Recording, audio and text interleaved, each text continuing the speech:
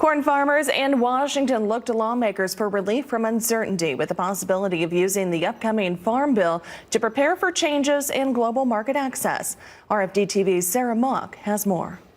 Farmers watch as the House and Senate prepare to negotiate a final 2018 Farm Bill in conference committee. It's a large conference that they put together on this thing, so I'm not sure I've heard of a Farm Bill conference with that many people on it, so that I think alone is going to spell some frustration in getting it done.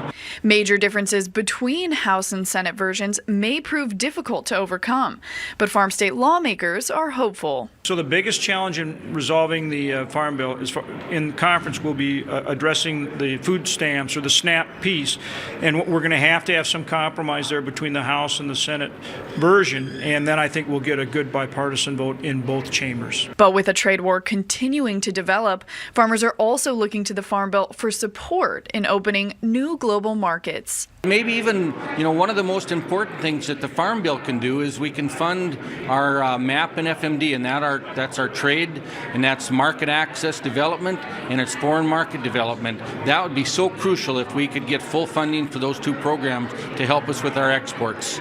Lawmakers confirm this is a priority. We're going to combine a couple of the marketing programs, and we'll fund them at least at the current level. There may be some increase in there as well. So those marketing funds will be there to help make sure that we continue to develop markets.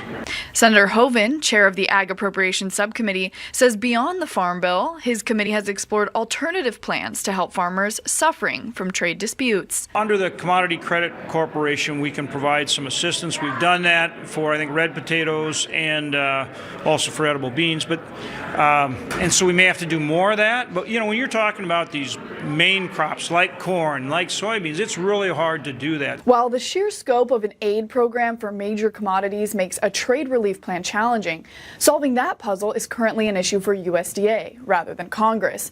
Now, while Farm Bill conferees in both chambers prepare to negotiate, priorities like protecting crop insurance and Title I programs, as well as making tweaks to the conservation title, continue to be top of mind. For RFD-TV, I'm Sarah Mock in Washington. Well, the House announced 49 lawmakers to its list of Farm Bill conferees, including 29 Republicans and 18 Democrats.